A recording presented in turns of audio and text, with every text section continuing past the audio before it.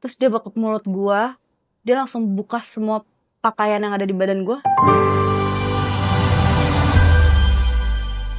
Oke, sekarang kita kedatangan satu tamu lagi berdasarkan DM di Instagram. Jadi orang ini sempat ngeliat video kita di YouTube dan dia coba sharing di DM IG.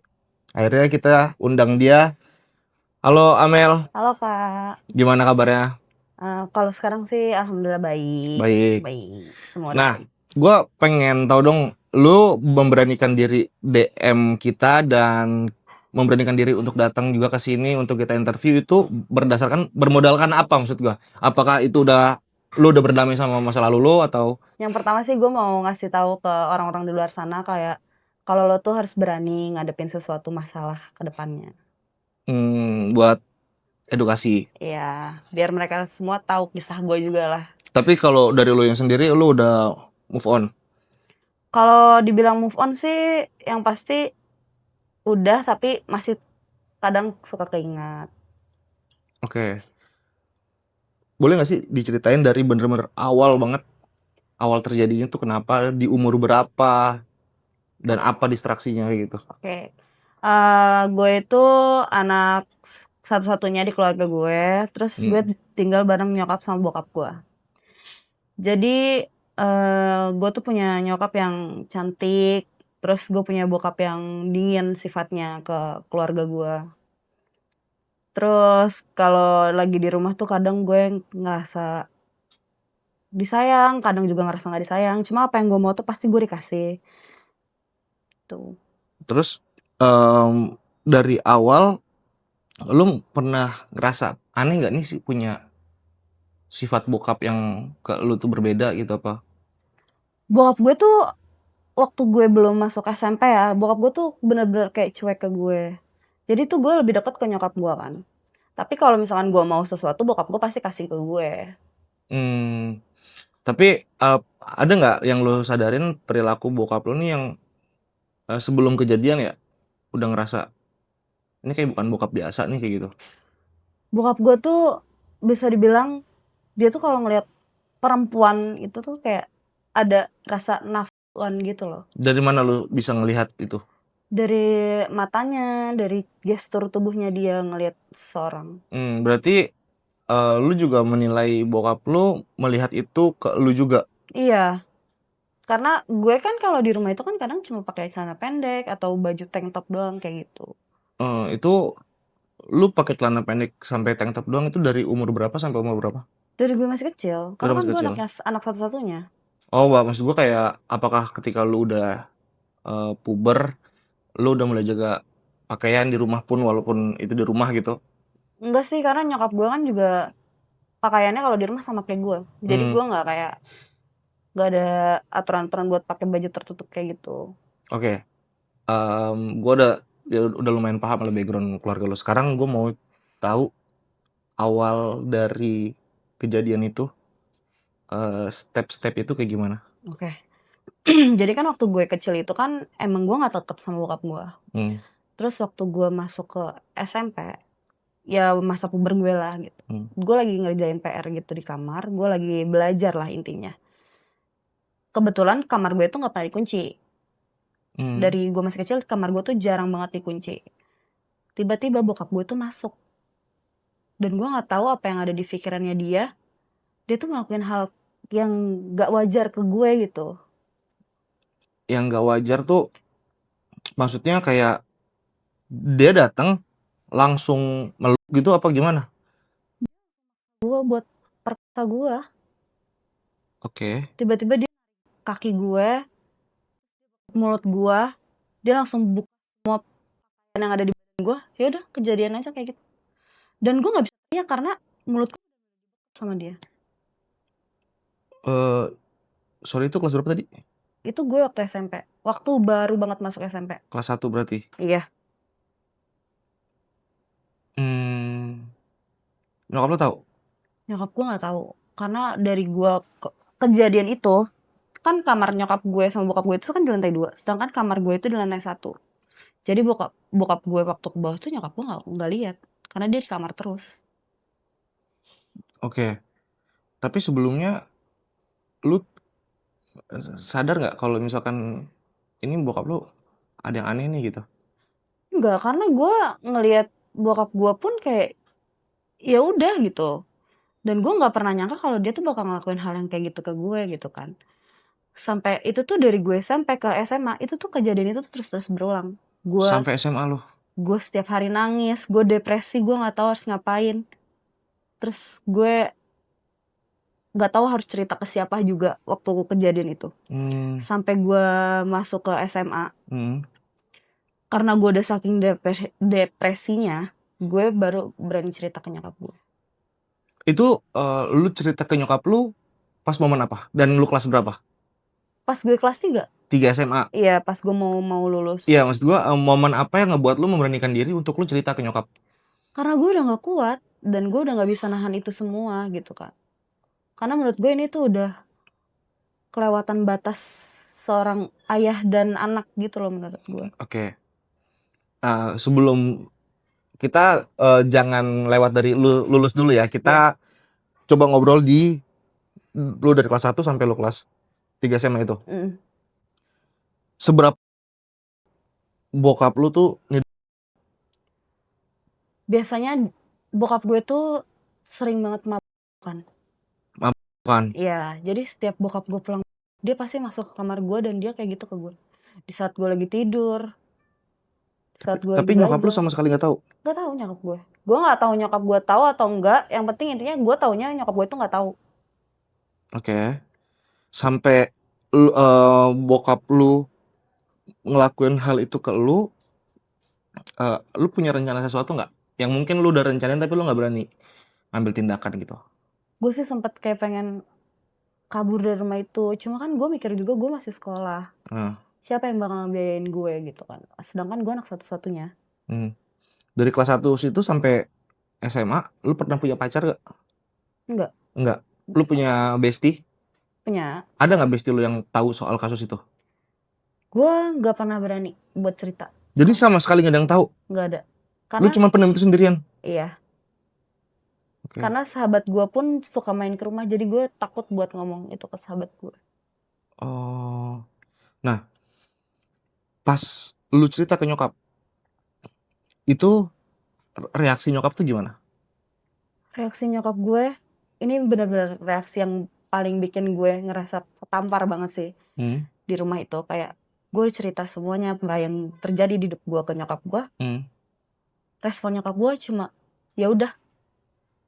Dan dia ngebolehin gue kayak gitu sama bokap gue. Kok bisa? Gue nggak tahu. Nyokap gue tuh kayak ya udah nggak apa-apa. Karena nyokap gue juga sering dipukulin sama bokap gue. Oh, bokap lu KDRT? Iya. Enggak, maksud gue gini. Gue tuh nggak pernah kebayang ya sedikit pun ya. Ada bokap kandung niduin anaknya gitu loh. Ini tuh udah sakit sih menurut gue. Nah, pertanyaannya, dari awal kali bokap lu niduin lu sampai kelas 3 SMA kan? Iya. Pernah kelewatan nggak? Kelewatan dalam hal apa? Sampai Pernah waktu gue di kelas 1 SMA. di kelas 1 SMA lu pernah Sampai mengandung. berapa bulan? Cuma sebulan dan itu langsung digugur. Digugurnya ini atas kemauan dia atau lu yang mau sendiri atau dia yang nyuruh atau gimana? Karena posisinya gue udah kayak ngerasa gue tuh takut sama bokap gue gitu. Jadi gue ngikutin omongan bokap gue aja. Bokap lu bilang Disuruh itu pakai apa? kayak pakai pil gitu yang dimasukin dari lubang kemar sama diminum. Oh, obat berarti ya? Iya. Dan itu alasan ke nyokap gue, bokap gue mau ngajakin gue jalan-jalan. Oke. Sekarang gini, gue tuh pengen tahu sebenarnya Ada lagi gak sih yang disembunyikan sama nyokap lu nih? Maksud gua, ini udah aneh nih. Dari lu bilang ke nyokap lu, terus nyokap lu mengizinkan lu begitu sama bokap lu. Ini udah aneh nih. Aneh banget. Pertanyaan gua, apakah lu udah pernah tes DNA kalau mereka itu orang tua kandung? Ini gue diceritain sama nyokap gue pas orang ini tuh meninggal. Orang ini tuh Bokap gue. Oh, bokap lu meninggal. Iya, Oke. bokap gue tuh meninggal kena serangan jantung. Oke. Dan di situ nyokap gue baru cerita. Hmm. Kenapa nyokap gue ngebolehin gue buat berhubungan kayak gitu sama bokap gue? Karena pertama, bokap gue tuh ngerasa kalau nyokap gue itu mandul. Sedangkan Sorry. Sekali lagi. Nyokap gue mandul. Bokap lu ngerasa Nyokap gue tuh nyokapnya mandul. Oke. Tapi lu punya anak. Nah iya, jadi nyokap gue pun bilang kalau yang sebenarnya mandul itu dia, bukan nyokap gue. Oke. Dan plot twistnya ternyata dia adalah bapak sambung gue. Bokap tiri. Iya, bokap tiri gue. Oh, terus. Jadi waktu gue umur 1 tahun itu, bokap gue itu meninggal. Bokap kandung gue itu meninggal. Oke. Terus nyokap gue ini nikah, cepet-cepet cari suami gitulah kayaknya ya. Terus langsung nikah sama orang bajingan ini nih, yang selama ini jahatin gue. Oke. Terus pas dia udah, karena gue masih kecil posisinya pas bokap gue meninggal, jadi gue nggak tahu kalau bokap kandung gue yang mana, bokap tiri gue yang mana. Jadi pas udah kejadian ini semua, pas orangnya meninggal, baru nyokap gue cerita kalau itu bokap tiri gue. Iya, oke. Kita close dulu sampai situ ya. Kita hold dulu sampai situ. Gue mau nanya lagi sekali lagi. Apakah nyokap lu cerita kenapa lu diizinkan begitu sama bokap lu? Bokap tiri lu itu. Oh, ada yang plot twistnya lagi. Nyokap gue itu tahu kalau selama ini bokap gue selalu tiap malam. Hampir tiap malam. Tapi dia gak mau ngomong sama gue. Dan dia gak ngebela gue sama sekali. Kenapa sih? Maksudnya ada gak sih nyokap lu cerita-cerita gitu tentang yang kasus kayak gini tuh kan bukan kasus yang sembarangan nih. Ini kan kasus yang serius nih kalau menurut gue. Gue juga bingung ya sebagai anak kandungnya. Kenapa dia terlalu ngebela itu orang. Mungkin alasannya tuh cuma satu, karena bokap gue itu kasar. Suka kadet dia, makanya dia lebih memilih buat ya udah. Iya, gue paham. Maksud gue mungkin kali ya,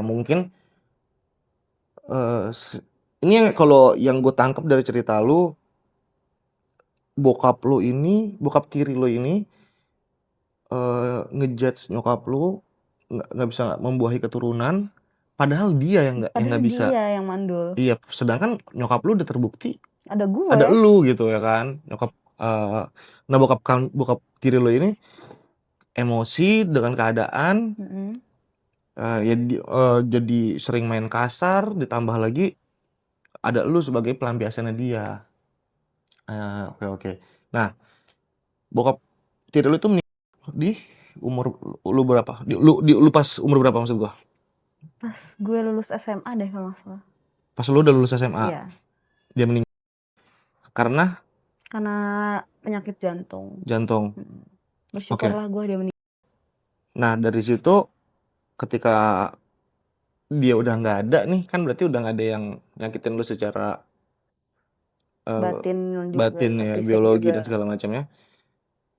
Apa yang lu alamin selama ini? Maksud gua kayak untuk lu menjalani terus berjalan hidup lu tetap berjalan, apa yang lu lakuin untuk bisa move on? Gue itu sempat ke psikolog juga. Oke. Karena gue mau nyembuhin diri gue ini biar benar-benar sembuh.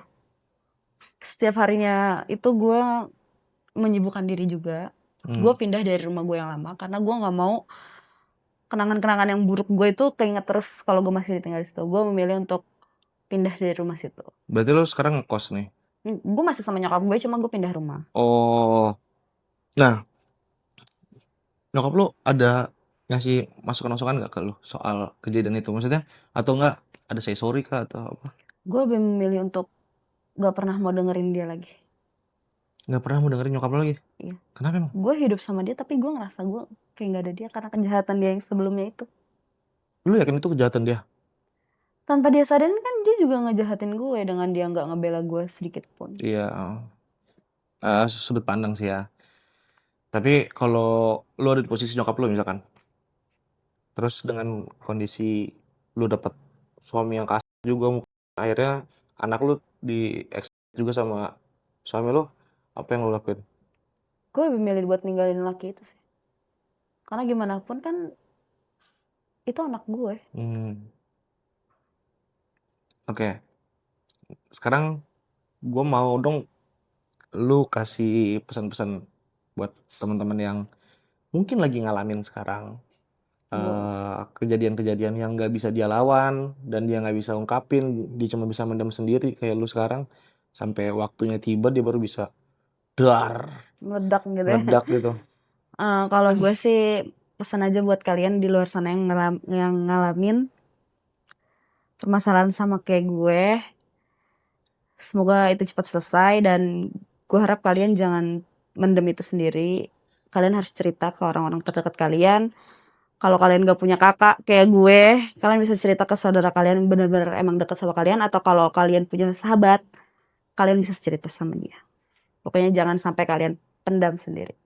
Satu lagi nih Mel, gue mau nanya, dengan pengalaman lu yang sebegitu ekstrim dalam rumah tangga sebagai anak, nah gue mau nanya, apakah lu udah punya plan how to good parenting biar supaya apa namanya, anak lu ini nggak kayak lu, maksudnya kayak nggak berani speak up atau gimana? Alhamdulillah sih gue selalu cari yang sekarang ya. Gue punya pasangan yang jujur. Alhamdulillah. Semoga kedepannya juga bisa jadi lebih baik. Dan gue kalaupun akan berkeluarga dan gue punya anak, gue akan selalu jujur sama anak gue. Cara lu ngedidiknya harus dengan cara lu jujur. Jujur dan gue nggak mau orang Jadi contoh lah ya. Iya, menjadi orang tua yang kasar juga gue nggak mau. Buat teman-teman yang saat ini mungkin ada ngalamin hal yang sama kayak Amel atau dari teman-teman kita yang sebelumnya, kita open banget untuk bisa sharing di DM, dan kalau emang ada kesempatan bisa kita undang duduk di sini ngobrol bareng gua. Thank you.